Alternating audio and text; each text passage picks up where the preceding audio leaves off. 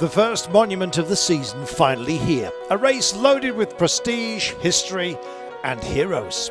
Welcome to the highlight show of the 106th Milan-San Remo.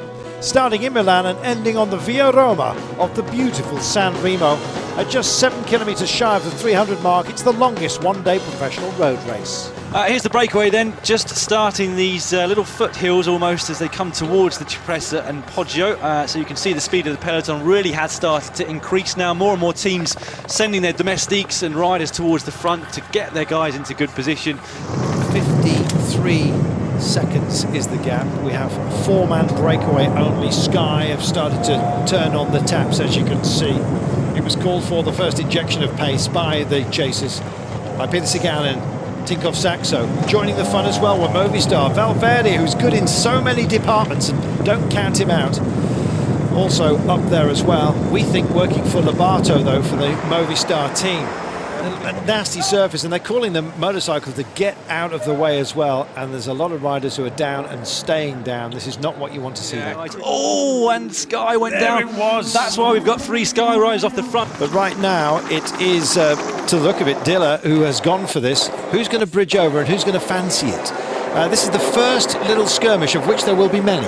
Yeah, this is one of the early attacks. The big guys, of course, are going to be waiting as long as they possibly can. But the likes of Vincenzo Nibali, the big climbers, the guys that can really go full throttle from start to finish on a climb like today, like the Cipressa, aren't going to be able to leave it too long. If they want to be in for a chance of winning this race, they're going to have to go pretty soon. Big pickup by another BMC rider, and I think that is, if I'm not mistaken, it's Stibar that's actually kicked and is just going to try and have some fun for Etix Quickstep. They want satellite riders up the road so that they can bridge to them and go on the attack. A great effort by him. Look at that, this is proper. 17 kilometres, G starting at, well, he was available at 200 to 1 not that long ago. I imagine he's shortening rapidly as we speak, and significantly he's not looking behind. He's not trying to find out where everybody else is. This was the moment that Daniel Oss decided to light it up, and he's been tagged by Geraint Thomas. 14.3 kilometres to go, only 20 seconds now, but 20 seconds to some capable riders up front.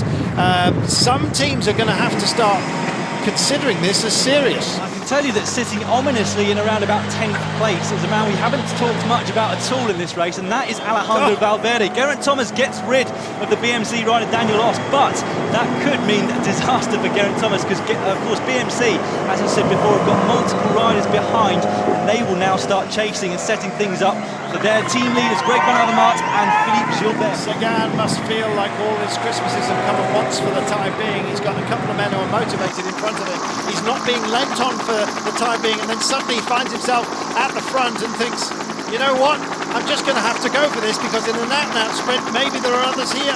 Maybe he looks at those who are around him and thinks, I've got the beating of them all. Big turn they make, they're heading for the final line, and it is Katusha right now. Oh, Degenkolb's involved, and he just has a little bit of a shoulder wall going on.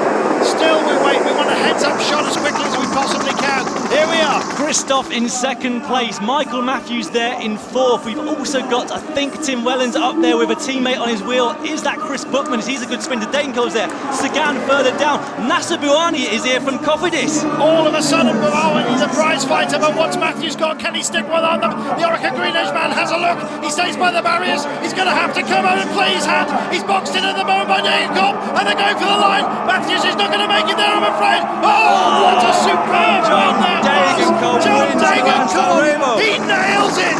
We haven't seen anything of him all day, and the man with the smallest moustache has the biggest smile on the planet. Degenkolb brings it in. Fantastic race. Degenkolb takes it ahead of Christoph, Michael Matthews, Peter Sagan, Bonifacio, Nasser Bouhanni, Cancellara, Kimolai, Galopin, Bosenhagen. It's a great top 10, but what a great winner we've got.